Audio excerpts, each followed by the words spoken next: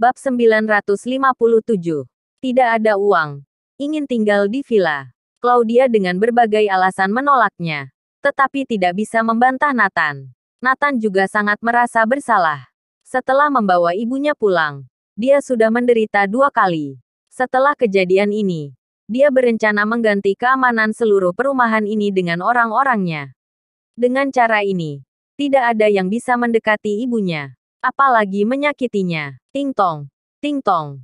Mendengar bel pintu berbunyi, keluarga Pramana bingung. Matteo pergi buka pintu. Lihat siapa itu. Tepat ketika Matteo membuka pintu, raungan datang dari luar. Siapa yang memberimu keberanian untuk mengusir ibuku? Raungan itu membuat semua keluarga Pramana terkejut. Nathan Clark. Mereka melihat Nathan membawa Claudia kembali. Kami yang mengusirnya. Kenapa? Matteo tampak bangga. Ini rumah ibuku. Hak apa yang membuat kalian mengusirnya? Nathan berkata dengan dingin. Rumah ibumu. Bergurau kamu. Jelas-jelas ini rumah yang dibeli Kirana. Apa hubungannya dengan ibumu? Molly berkata dengan marah. Matteo tertawa dan berkata, sekarang, villa ini milikku. Kakek nenekku baru saja memberikannya kepadaku. Dennis dan Mulan mengangguk. Ya, villa ini milik Matteo. Apa hubungannya dengan ibumu? Hehe. Kalian siapa? Apa hak kalian membagi-bagi rumah yang dibeli Kirana? Masih diberikan kepada orang lain? Nathan bertanya. Mulan tertawa dan berkata, Nathan, kalau begini kamu yang tidak masuk akal. Kamu dan Kirana sudah bercerai. Kamu tidak dapat mengatur hartanya. Tetapi kami adalah orang tua dan saudaranya. Kami boleh mengaturnya. Mengerti? Oke. Aku akan segera memberitahu Kirana. Nathan mengeluarkan ponsel hendak menelepon. Ekspresi Mulan dan lainnya berubah. Jika Kirana tahu, masalah ini akan lebih rumit. Setelah Nathan memberitahu Kirana tentang masalah ini, dia datang dengan cepat. Ayah, ibu, apa yang kalian lakukan? Aku membeli rumah ini untuk Bibi. Untuk apa kalian mengusirnya?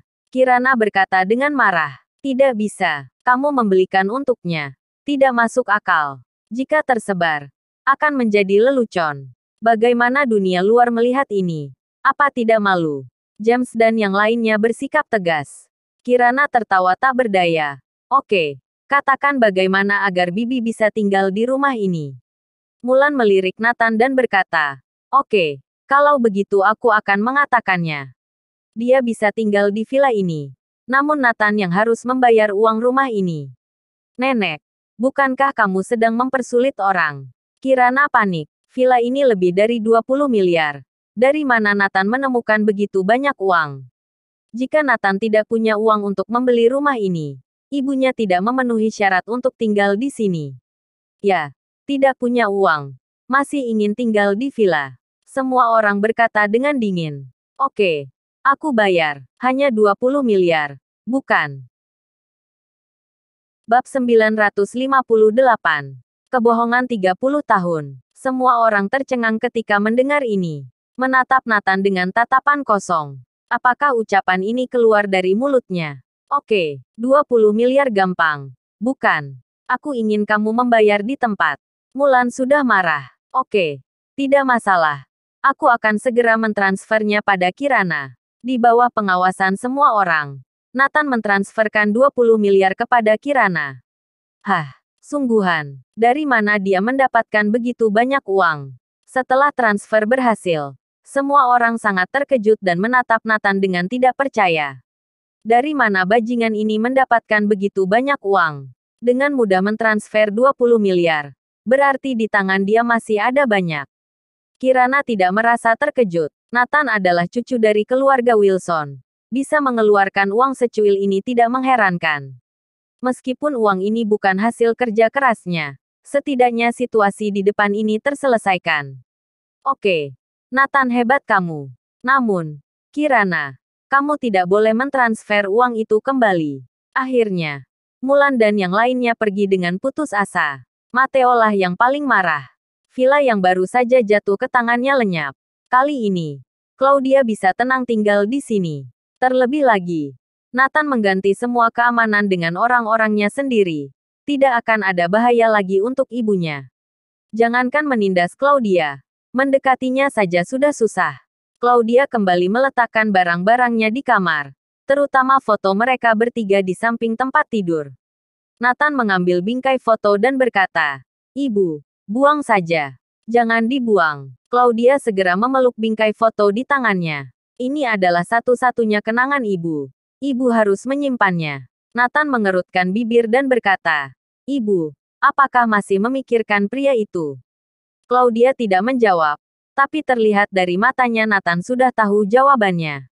Dia masih memikirkan pria itu. Dia tidak menyesali kejadian itu. Kamu masih memikirkannya. Tetapi dia sudah tidak memikirkanmu lagi. Setelah menangani urusanmu, dia kembali ke Gandala. Langsung menikahi wanita lain dan melahirkan seorang anak. Sepertinya hanya berbeda 2 tahun lebih muda dariku. Nathan mengatakan sebuah fakta. Duar. Ketika Claudia mendengar berita itu, seperti disambar petir. Seluruh matanya tampak tidak percaya. Apa? Dia sudah menikah. Juga punya anak. Claudia berkata dengan terkejut. Tak. Dia mundur beberapa langkah dan hampir jatuh ke tanah. Dia pernah berkata kepadaku, seumur hidup hanya mencintaiku seorang. Mengurungku dan mencampakkanmu adalah maksud dari keluarganya. Dia tidak bisa mengubahnya. Dia bersumpah dalam hidupnya dia tidak akan pernah menikah lagi. Posisi pengantin wanita akan selalu menjadi milikku. Tidak akan diberikan kepada orang lain. Demi janji yang dia ucapkan.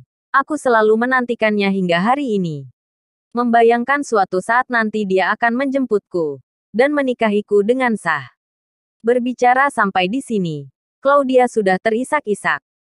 Ternyata itu harapan kosong. Ternyata dia berbohong padaku. Dia berpaling dan langsung menikahi wanita lain. Claudia berkata dengan pilu. Duar. Mendengar ini, Nathan mengepalkan tinjunya erat-erat. Urat biru dalam matanya meledak. Apa seperti ini pria sejati keluarga kerajaan di Neslandia? Apa lebih meyakinkan jika dia adalah bajingan yang mulutnya penuh kebohongan? Apakah ini yang disebut garis keturunan bangsawan? Konyol. Sungguh konyol, memberikan orang janji semacam itu. Sumpah yang membuat seseorang menunggunya hingga lebih dari 20 tahun. Dia berpaling dan mengingkarinya. Menikahi wanita lain. Janji yang tidak sanggup dilakukan. Jangan pernah diucapkan. Pria tak berperasaan seperti itu harus dipukuli sampai mati. Cahaya dingin memancar dari mata Nathan. Tenang saja. Hari-hari bahagiamu hampir habis. Setelah pernikahanku dengan Kirana dilaksanakan, itu akan menjadi hari kiamat bagi keluarga Clark. Bab 959. Kirin penyelamat hidup. Kirana mengerutkan bibir dan membiarkan Nathan berbicara sesukanya. Marahnya beralasan dan tidak salah. Dia juga mendengar ingin memukulnya. Ingin menanyai pria tak berperasaan itu secara langsung. Tapi mereka siapa? Pewaris keluarga kerajaan Neslandia. Keberadaannya seperti naga di langit. Jangankan bertanya dan membalas dendam secara langsung. Bahkan untuk menemuinya pun tidak memenuhi syarat. Walaupun Nathan menjadi orang nomor 1. Tapi apa yang dia bisa lakukan? Tidak akan bisa menandingi keluarga kerajaan Neslandia. Terlebih lagi, Nathan saat ini bukanlah apa-apa. Status yang bisa dikeluarkan sekarang hanyalah sebagai cucu dari keluarga Wilson. Tapi keluarga Wilson dengan mudah ditekan oleh seorang pelayan dari keluarga Clark.